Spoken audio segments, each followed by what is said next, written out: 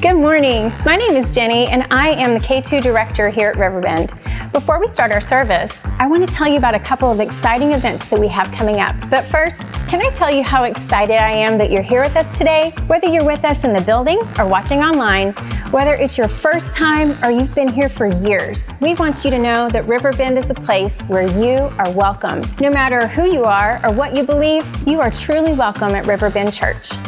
Each Christmas season, we're reminded of God's amazing and enduring love for all people as we celebrate the birth of Jesus. With Angels Afoot, we have the opportunity to generously share God's joy, love, and hope with our underprivileged neighbors through the simple act of giving gifts. There are lots of ways to help us make this season unforgettable, whether you can help through donations, buying gifts, or spending your time volunteering to help make this Christmas magical for a child. For more information, visit riverbend.com/angelsafoot. Join us for an incredible evening of music and storytelling as Riverbend Center presents Behold the Lamb of God, the true tall tale of the coming of Christ, on Wednesday, December 13th at 7:30 p.m. Austin's finest musicians will be joining the Riverbend Worship Choir to perform, making this the first time Behold the Lamb has been performed in Austin. This event is free and open to all ages who want to learn more about the story of Advent or start a new Christmas tradition. For more information, visit riverbend.com/events. At Riverbend, we believe that most people share a desire to know others and to be known. We're a church full of real people that are all seeking a deeper sense of connection with God and with each other. So let us help you. There are a ton of opportunities for you to get connected at Riverbend. Simply scan the QR code on the screen, on the pew in front of you, or on your bulletin to fill out the connection card and let us know how you'd like to get involved. You can also use the connection card to send us your prayer requests anytime. Our prayer team would love the opportunity to pray for you, and rest assured every prayer request is kept confidential. Well, that's all we've got for this week's announcements. If you didn't get one on the way in, make sure you grab a bulletin. There you can learn more about everything that's happening around the bend. And thanks again for joining us today. Well, good morning, Riverbend. We are so excited to see your beautiful faces on this chilly morning. And as y'all are making your way in, if you're new today, brand new, or if you're just wanting to learn more about Riverbend, or if you want to hear about our Christmas Eve services next week, there are QR codes on the pews in front of you, so you can scan those at any time during the service today. But as we begin our worship, would you stand and offer a warm welcome to someone around you? Maybe introduce yourself if they're new.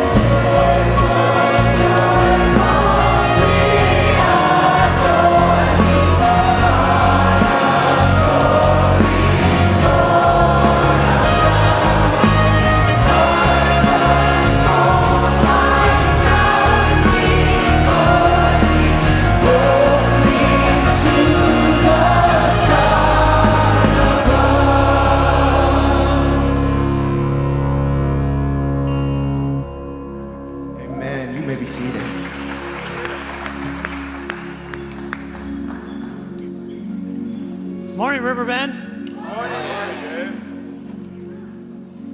I got to take a moment this morning to have a family moment together because I need to talk to you about money. I know. It's the thing that I have the most difficult time with in my professional life is talking about money. And every year we get to sort of this financial bungee jump that is the end of the year. And every year I have this frustration with do I have to really get up and remind everyone that what we do because of your generosity. I keep wrestling with this idea that you already know that. You are already outrageously generous. But as we look into the precipice of 2024 and the financial uncertainties of the world that we live in, I realize that this is a time not to ask you, but to invite you. You see, I have to give up this fear I have of talking about money because really it's an invitation. It's not an obligation, it's an invitation. We live in a participatory universe. Much of the universe operates whether we are involved in it or not. The sun rises, the stars hang in the sky, the weather does what it does, the earth moves with or without us.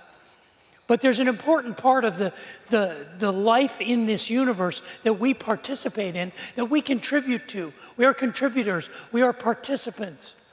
There are songs that aren't sung unless we sing them. There are children that aren't raised unless we raise them. There are friends that aren't made unless we make the effort. There are things that we participate in that make the world a better place. Great things, awesome things, transcendent things, things that are bigger than ourselves. And so when I invite you to be generous financially here, I'm inviting you to participate in something that makes a difference in the world that we live in.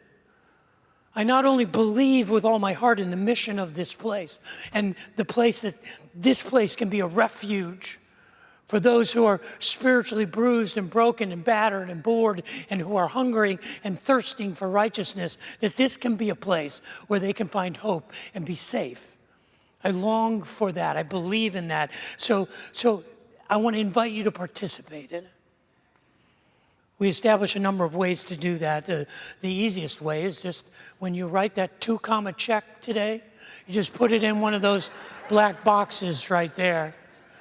And we'll take good care of it. We work really hard not to spend money we don't have. But we use the financial faithfulness of this community to tell us how far we can reach, how far we can go, how bold we can be. And we want to be bold, and we want to make a difference, not just in this community, but across our city and even around our world. We want to make a difference in the lives of people who don't fit in anywhere else. We want to be that kind of place. And so I invite you to participate in that, to participate in something that's greater than ourselves. And so you can go online and you can give through the Riverbend website. You can use the QR code that's on the back of the pews, and you can go online. You can find out how to give that way. There are many of you that give regularly by setting up an auto draft system, and that really helps us out because that way we can get a baseline. We can say we know we have people that are committed to get our heads above water to this degree. But however you decide to give, I want to invite you to remember that it's participating in something awesome, something amazing. And so I'm unapologetic about the invitation. I'm never going to be good at this. I'm never going to be comfortable standing up and saying we have 3 weeks left. It's a spiritual bungee jump, and we're heading into the next year. And how we finish this year will set the trajectory for the things that we want to begin and continue and expand next year. And so that invitation I extend to you somewhat reluctantly, but unapologetically. Are we good with that?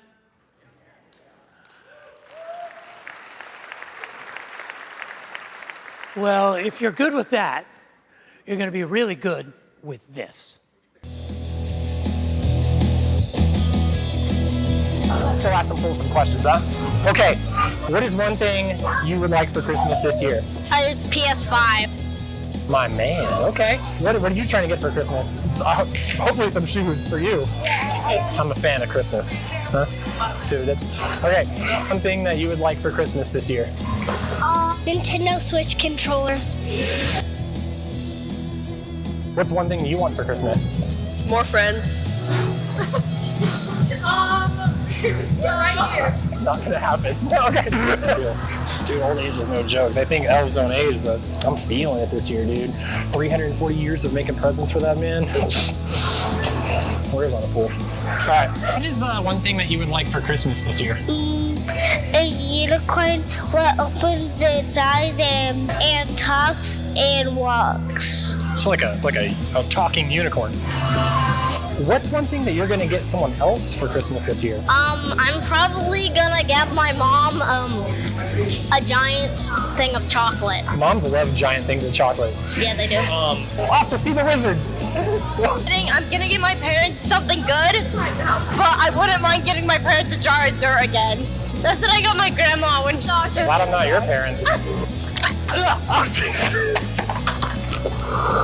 Are you giving anyone any gifts this Christmas? My presents to them is a great gift. You're not spending any money on anyone? No.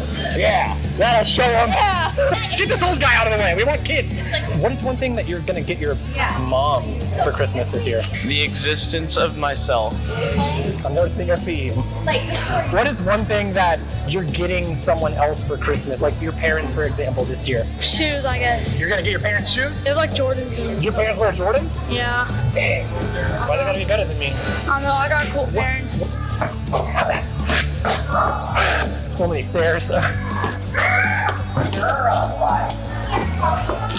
got her a little toy that looks like a little that is brown and looks like and one is black and they look like little squirrels.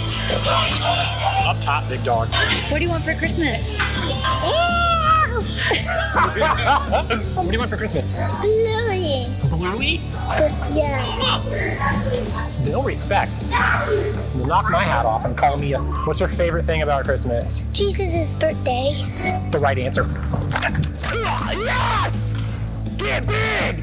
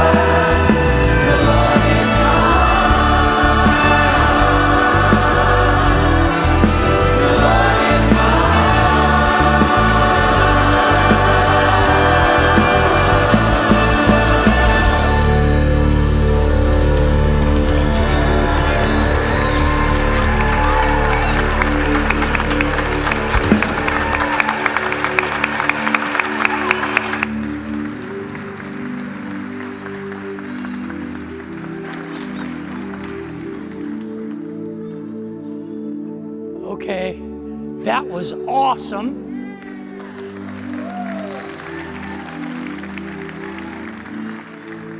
Now, this is a time when the children remind us just how awesome this season is. I mean, the whole story of the Nativity is about a child. And it's that childlike wonder that we celebrate here every week. We have an amazing children's program, and it's worth seeing the kids and hearing the kids. They worked so hard at that. Can you applaud for the work that our children's choir did?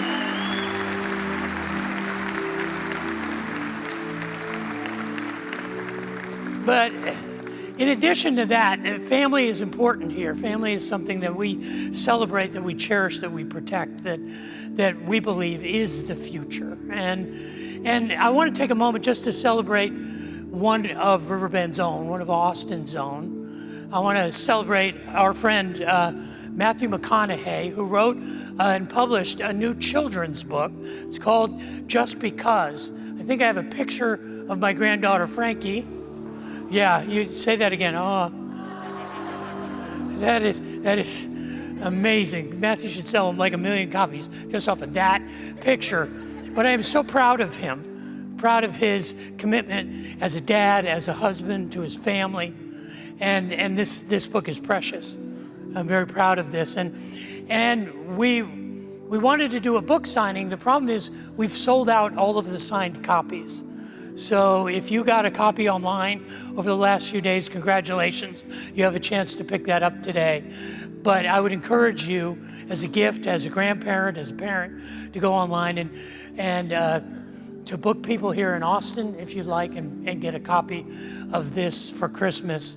But what I would like to do as we celebrate our children is take a moment as a Riverbend family to thank Riverbend's own Matthew McConaughey. Would you applaud for Matthew?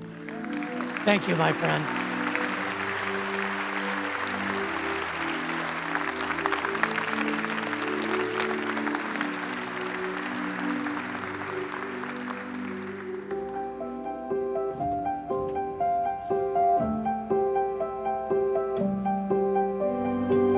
Let the sea resound and everything in it. The world and all who lived in it. Let the rivers clap their hands. Let the mountains sing together for joy.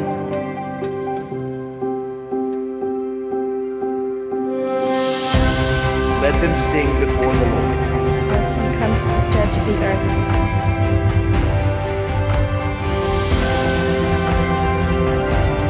Judge the world in righteousness and the peoples with equity.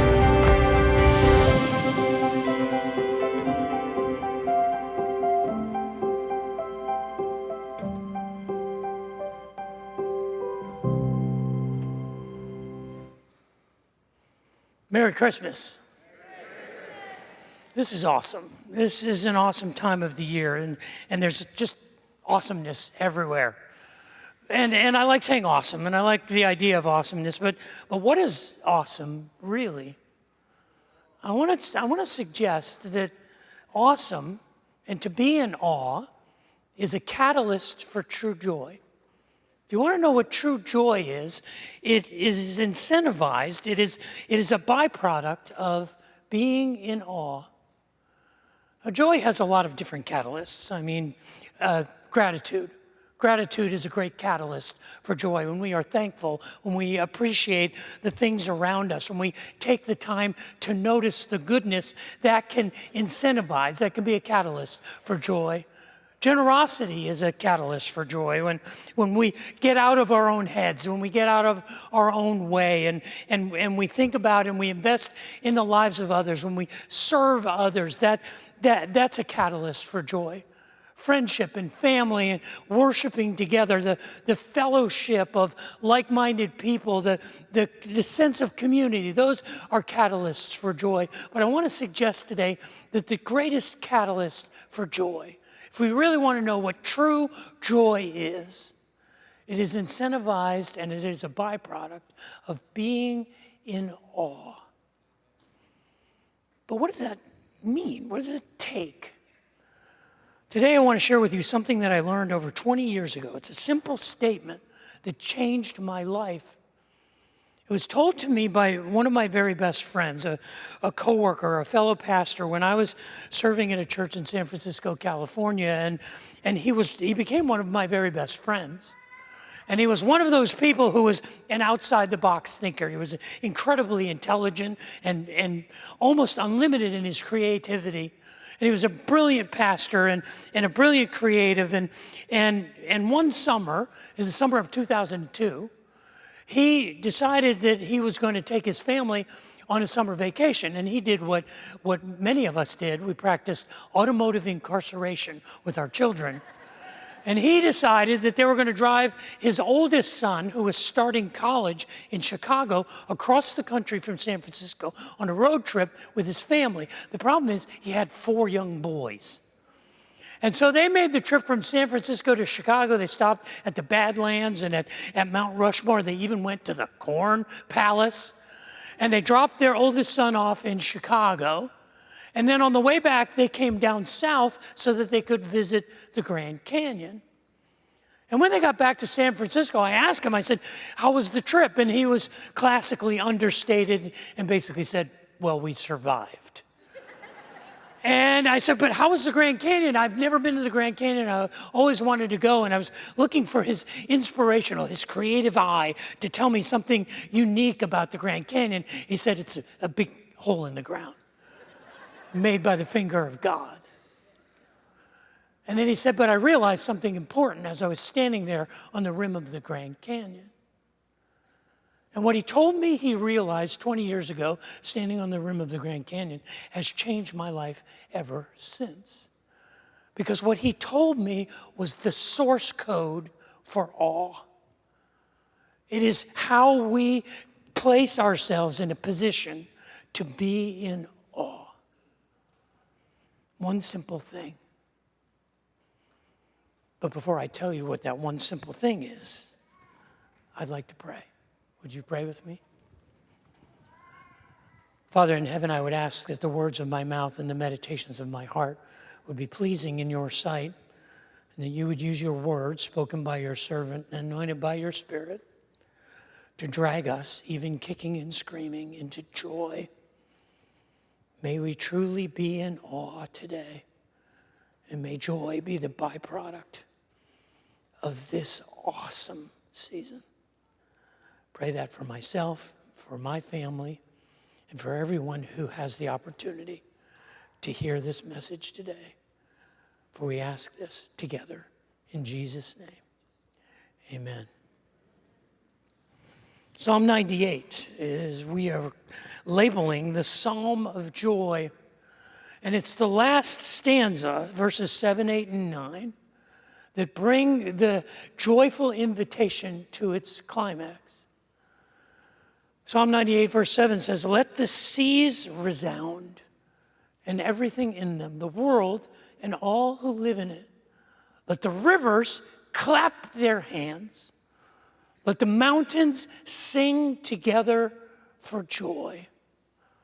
Let them sing before the Lord, for he comes to judge the earth. He will judge the world in righteousness and the people with equity. It's this stanza, the final stanza of the 98th Psalm, that really informed Isaac Watts as he wrote a hymnal from the collective works of the book of Psalms. It was in the year 1719 that Isaac Watts published his psalm-based hymnal. And the psalm that was based on Psalm 98 really focuses on this last stanza.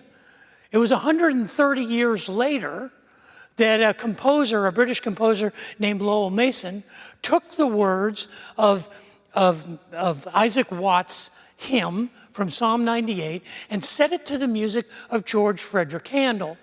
And it became what is, to this day, the most popular, the most widely selling Christmas hymn in the English language. You know it as Joy to the World. It comes directly from Psalm 98. The first verse of Joy to the World says, Joy to the world, the Lord has come. Let earth receive her King. Let every heart prepare him room, and heaven and nature sing. Let heaven and nature sing. Let heaven and nature sing. He was born in 1902 in San Francisco, California.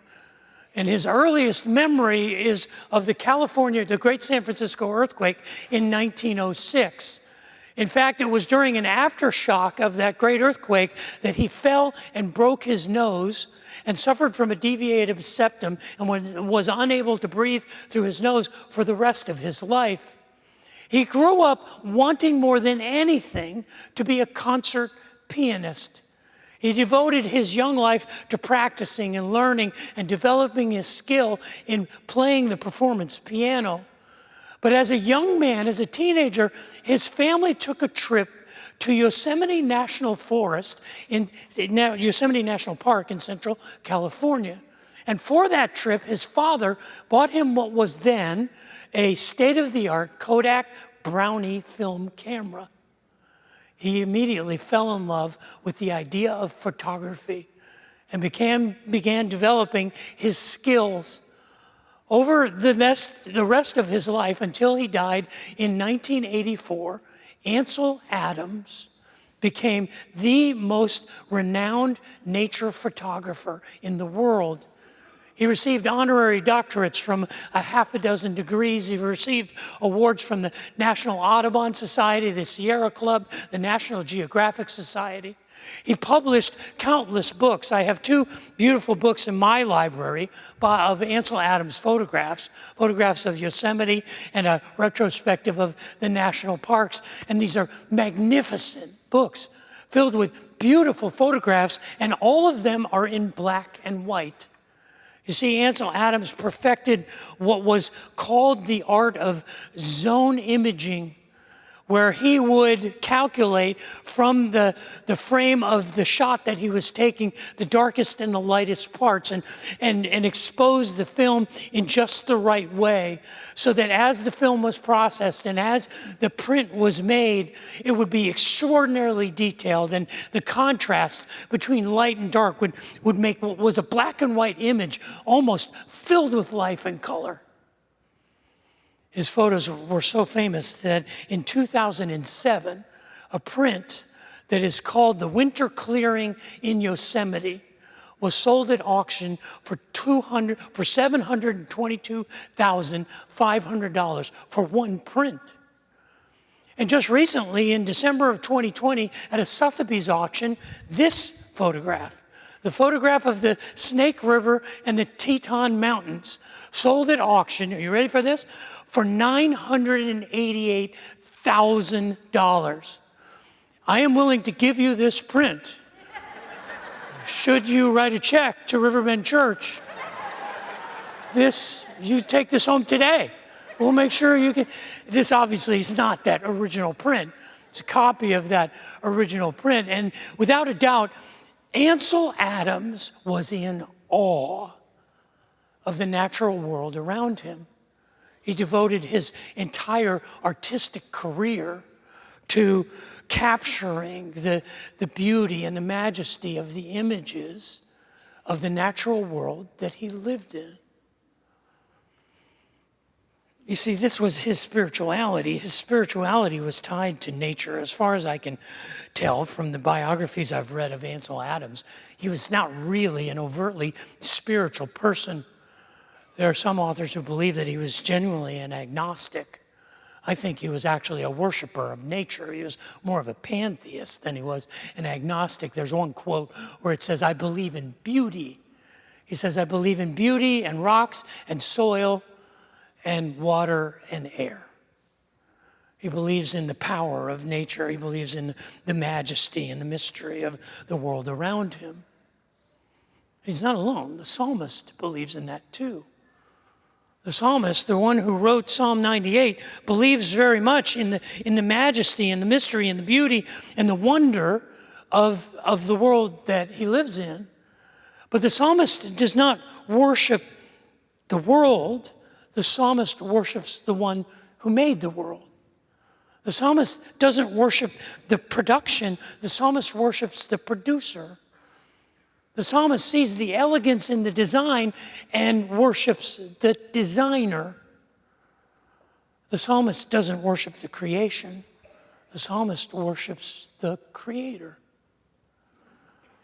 Perhaps you never thought about it, but we do this all the time. Imagine that you go to a really fine restaurant and you're sitting down for a meal and the service is meticulous. The environment is perfect. It's a beautiful place. And the service is attentive and careful, and the food is magnificent. The food is absolutely breathtaking. It's delicious. You've never tasted anything like it. I can't imagine that anyone would sit there and look at the plate after they had eaten the food and go, "Thank you, food. You were wonderful. I'm glad that you existed for me." No, anyone with any sense would say, "Thank you to the servers, thank you to the managers. Go back in the kitchen and thank the cook, the one who made it." It's pointless to worship the product when you can worship the producer. It's pointless to worship the design when you can worship the designer. And this is what the psalmist does in verses 7 and 8. The psalmist is celebrating the beauty and the majesty of the world, the natural world. Let the seas resound and everything in it. Let the world and all who live in it. Let the rivers clap their hands. Let the mountains sing together for joy. Let them sing before the Lord. But you see, the psalmist knew that this was a means to an end, not an end in itself. Because all of the praise, all of the adoration, all of the worship, all of the awe belonged to God. And you see that in verse 9, where it says something that's difficult to understand. You have these two verses that reflect on the majesty and the mystery of the universe. And then in verse 9 it says, "Let them sing before the Lord, for he comes to judge the earth. He will judge the world in righteousness and the people with equity." I don't know about you, but equity has become a trigger word for me. It was 4 or 5 years ago, and I forget, I was reading an article, a paper that was published in one of the Ivy League schools or something about the quest for equality. And the author began substituting the word equity for equality, and I was like, whoa, stop. No, that's not correct. Equality and equity are not the same thing. They are dramatically different concepts. Equity is very different than equality. I'm a child of the 60s. I grew up in the 60s and 70s. I was raised on the civil rights movement. I understand that women's rights and racial equality is worth fighting for. I believe in that. I believe that it is on me, it is on us to treat people with equal honor, with equal respect, with equal compassion. That's our decision. That's what equality is. It's on us. Equity is a very different thing. And what has happened in our culture, and I've made this observation, and it really upsets me, that we are not more careful with our words. We have sort of this semantic subjectivism, where words mean what we want them to mean. And I understand this is a byproduct of postmodern thinking. It's out of the Enlightenment, where the ideas of absolutes were called into question, where truth is no longer an absolute, where your truth is your truth and my truth is my truth. And I shouldn't be surprised that it affects our vocabulary. I mean, every generation comes up with words. I mean, hip and cool in my parents' generation were anatomical and meteorological. In my generation, hip and cool had to do with your attitude, had nothing to do with the weather or your bone structure. And words today, every generation creates their own vocabulary, but there's certain concepts that we have to agree on to function as a society. I know what you're thinking. Okay, Dave, whoa, settle down, calm down, fella. We don't want to get political at Riverbend. But I'm telling you, this isn't political, it's theological. It's not a political issue, it's a theological issue. And when you get theological, you're on my turf. And when you're on my turf, I can tell you that equity is an idea. And if you look it up in what's called a dictionary, you will find that a dictionary defines equity as what is beyond common law. It is something that a third party adjudicates to make restoration or reparations. It is not on us to accomplish equity, it's on someone more powerful than us to accomplish equity.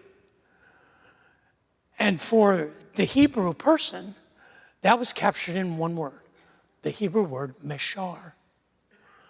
The Hebrew word meshar, as it occurs in the Hebrew Bible, it means to make level, or to make smooth, or to remove the unevenness of something. And it wasn't just a landscaping term, it was a metaphor for restoration, for renewal, for reconstruction. It was the idea of making things whole and right. And this was attributed, the author in the Hebrew Bible who uses the word meshar more than any other is the prophet Isaiah. And the prophet Isaiah uses the word meshar to refer to what the Messiah will do. In Isaiah chapter 26, he says, the path of the righteous is meshar, and you, the upright one, the Messiah, make the way of the righteous meshar, smooth. Isaiah 42:16, I will lead the blind by ways they have not known.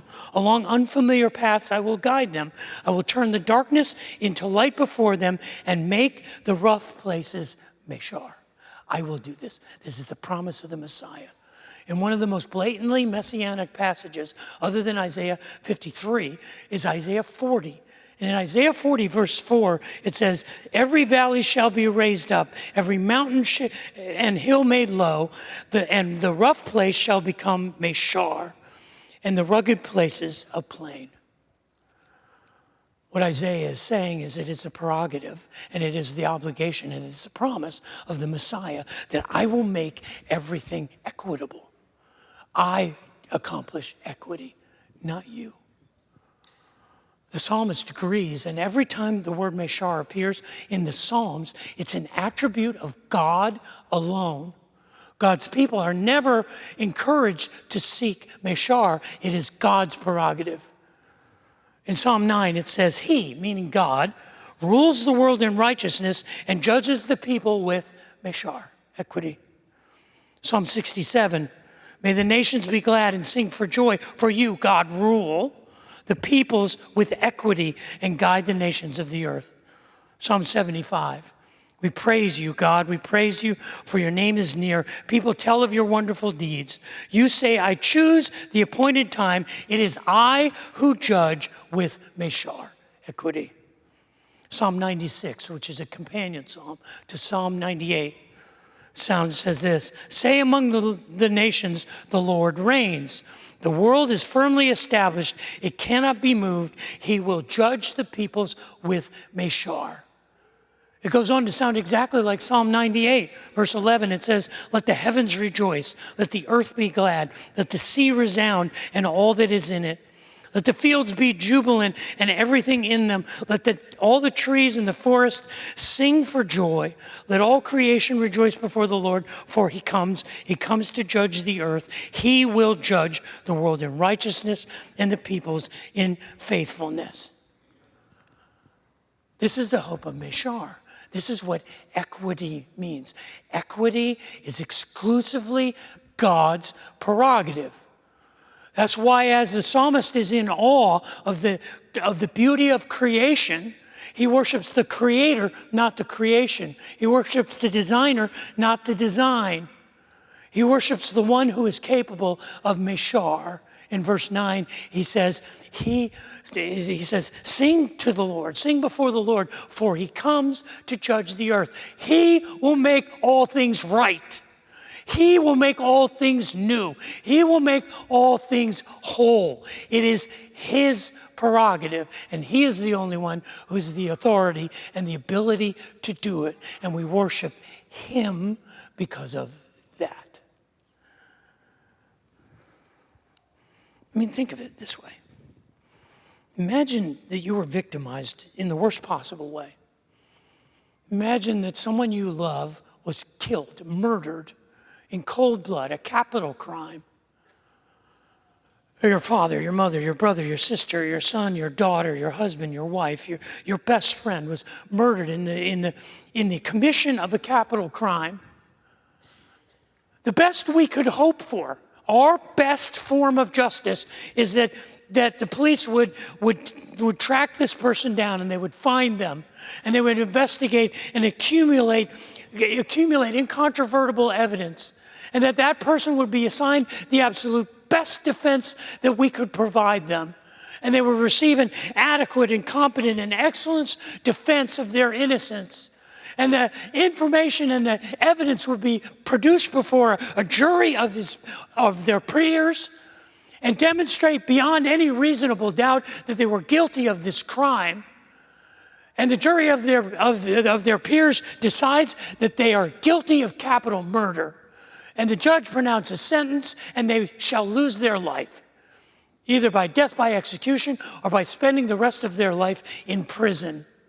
That's the best we can hope for. You never get that person back. That person is never restored to you. The best that we can provide, the best justice, is far short of Meshar, because Meshar means to make whole. Meshar means to make smooth. Meshar means to renew and restore and resurrect. This is the one who created the heavens and the earth. This is the one who we worship when we see the majesty of the creation. This is exactly what Isaac Watts understood. When he was writing a hymnal based on the Psalms, and he came to the 98th Psalm, I believe he was overwhelmed by that concept. How do I know that? I read verse 3. Verse 3 of Joy to the World says, He rules the world. How? With truth and grace. And He makes the nations prove. He makes evidence of His righteousness in the nations. And He makes the nations prove the glory of His righteousness and the wonders of His love. The wonders of His love. The wonders of His love. See, Isaac Watts was reading the 98th Psalm. And when he came to the final stanza in verse 7, and it says, let the sea resound and everything in it. The earth and all of the people in it. Let the rivers clap their hands. Let the mountains sing together for joy. Let them sing before the Lord, for He comes to make all things right, to make all things new, to repair what was broken, to make things as if they had never failed. He comes to judge the world in righteousness and the people with Meshar, with equity. It was April the 3rd, 2005. It was a Sunday, and I was here. And it was my very first Sunday as the senior pastor of Riverbend Church. Can you believe that? You voted for me 18 years ago. April the 3rd, 2005. No. I appreciate that, but it's been a long road here, folks. But it was a good day. It was a good day on April the 3rd, 2005. Diane and I were here, and I found out that my best friend from California, the guy with the 4 sons, was in San Antonio, Texas with his wife. He was there on business, and they were interviewing because he wanted to go to Africa. And so I called him up and I said, hey, I got the job. I want you to come up to Austin. So that evening, my first Sunday at Riverbend, they came up and we walked around the campus. I showed them the buildings, and we were sitting on a bench outside of the porte-cochere in the community center. It was a beautiful spring evening, and Diane and I, and he and his wife sat there, and I looked at him and I said, I need you to come here. And Riverbend needs you. I need you. You understand me. You understand my vision. You understand the passion that I have to connect with people who cannot connect with anyone else. You understand what it is to be a misfit and an outsider and to look at things differently. You understand this place. I believe you know Riverbend and the soul of it because you know what it means to be different on purpose. You understand this. I need you to be here.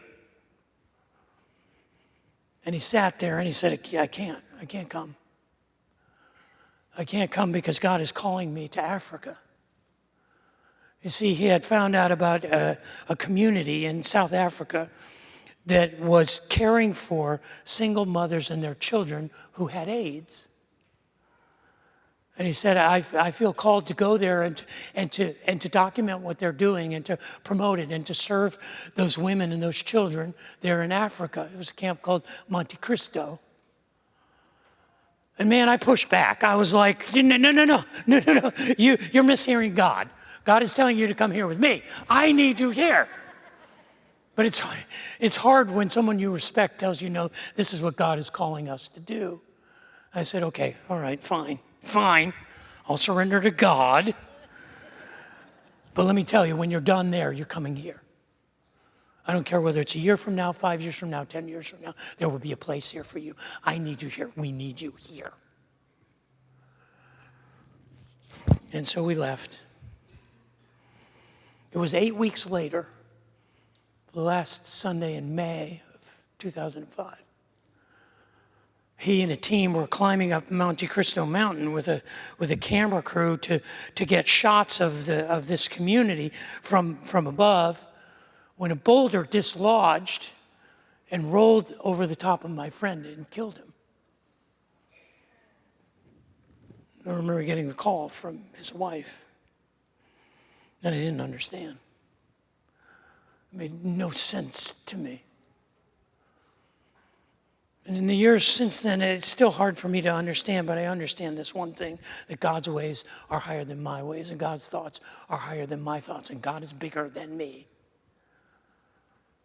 And God knows what God is doing. And I can tell you that 18 years later, 3 of that man's 4 sons live here in Austin. All 7 of his grandchildren come to this church. In fact, his 2 oldest sons are Tylen and Travis Taylor, who work here at Riverbend Church.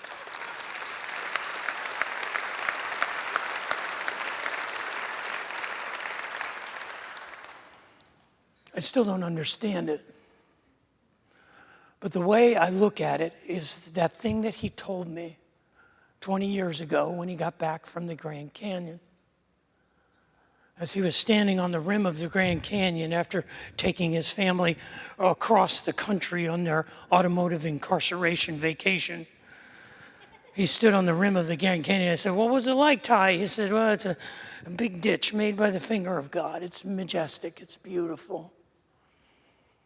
And then he said, but as I was standing there, I realized something. And what he told me, I've never forgotten. He said, as I stood there and I gazed at the Grand Canyon, I realized it's okay to be small. It's okay to be small. You see, the source code for awe is humility. The source code for awe is I don't understand and I don't have to, because it's okay to be small. And you want to know what? That's the message of Christmas. That is the Christmas message. God made small. How much smaller do you get than an infant in his mother's womb? How much more frail and vulnerable and fragile are you than a newborn in a stable? This is God made small because he's telling us at Christmas, he's saying it's okay to be small because I am big and I got this. I am Mishar. I make all things right and all things whole and all things new. I am the God of the resurrection, and it's okay to be small. It's what we're going to celebrate next Sunday. I gave away the message at Christmas Eve. It's okay to be small, but it changed my life because when I don't understand, I understand that. It's okay to be small because that is the source code for awe. I can look at the grandeur and I don't have to explain it or understand it. I can just be in awe of it. And that awe is a catalyst for joy. And while there are other catalysts, generosity is a catalyst, and gratitude is a catalyst, and friendship is a catalyst. All of these are good catalysts for joy. I believe the most powerful catalyst for joy is to be in awe. So this Christmas, may you find awesome. And may you find joy. Merry Christmas.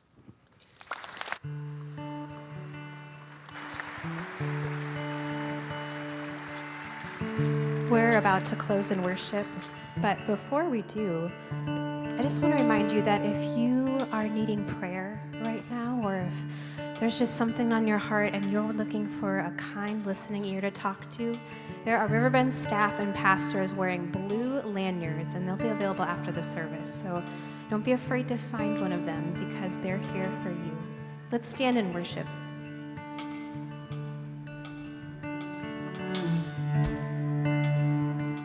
I'm going to need help with this one.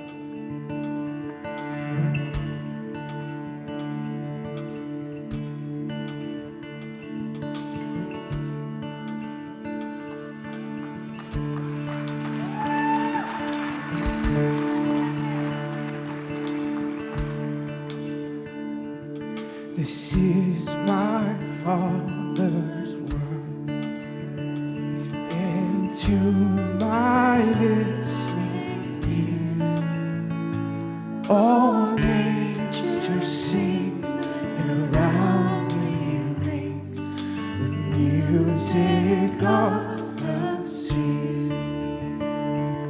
This is my Father's word, and I rest me in the thought of rocks and trees, of skies and seas. His hands the wonders wrought. This is my Father's world. This is my Father's world.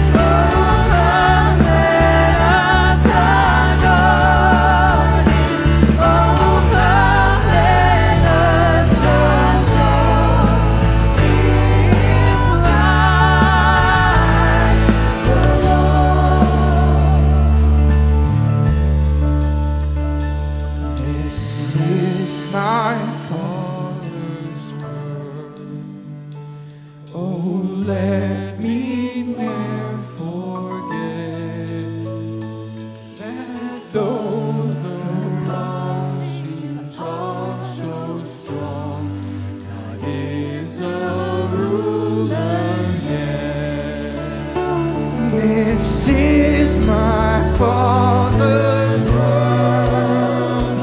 Why should my heart be sad? The Lord is King, let the heavens ring. God reigns, let the earth be glad.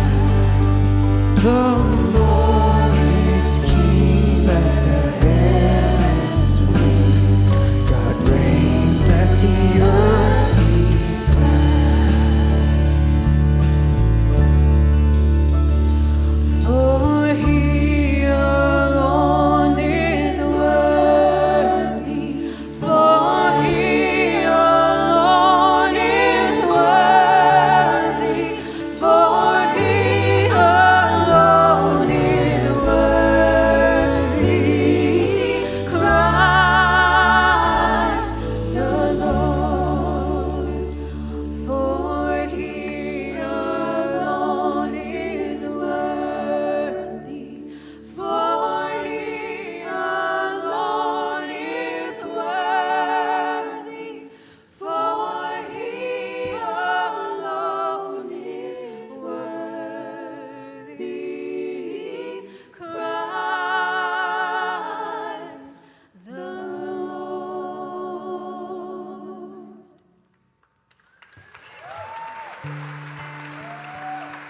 We hope you see God in your week, in your day.